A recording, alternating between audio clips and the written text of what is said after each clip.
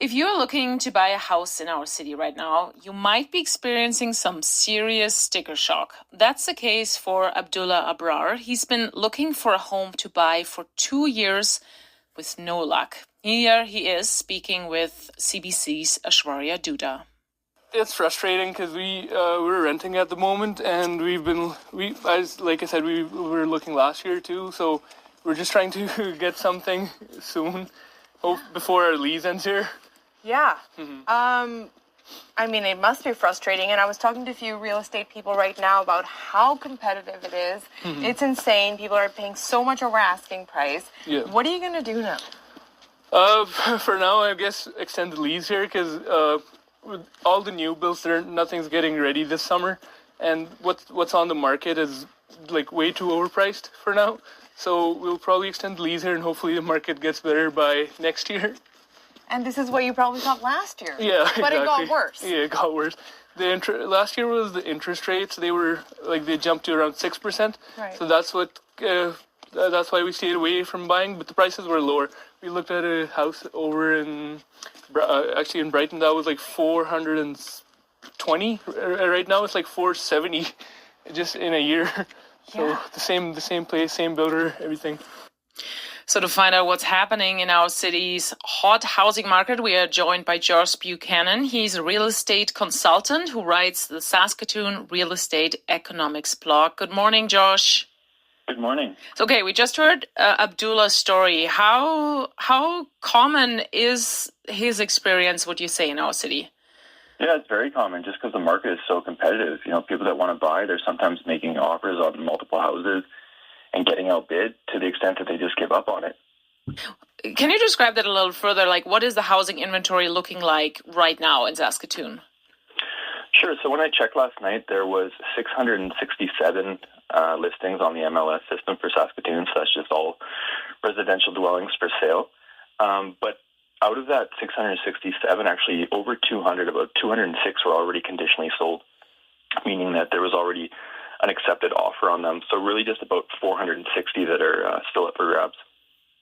Okay, so how does this number, these around 400 houses on the market, compare to the usual number of houses out there?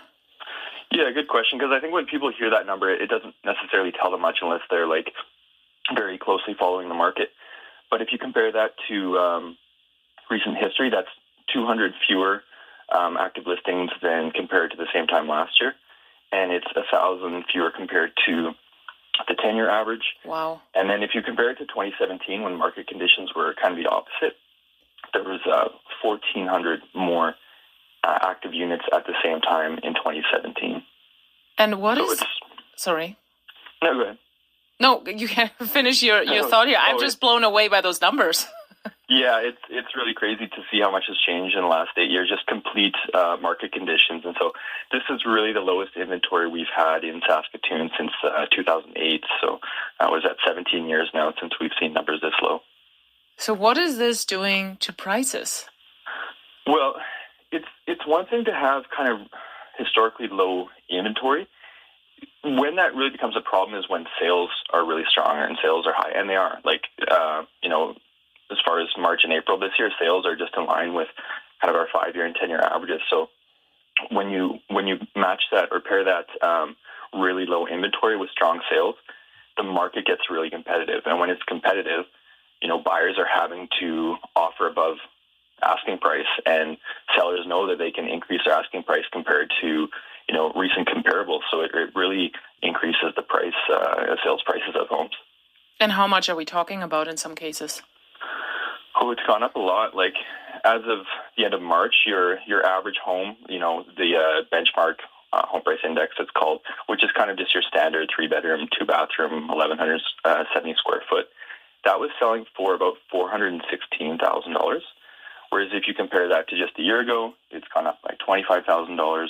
And if you compare that to 5 years ago, it's gone up $100,000. So prices are rising. Even just anecdotally, some friends of mine just sold their house recently that they purchased just 2.5 years ago, and they sold it for $125,000 more than they paid for it 2.5 years ago. So, prices are going up very significantly.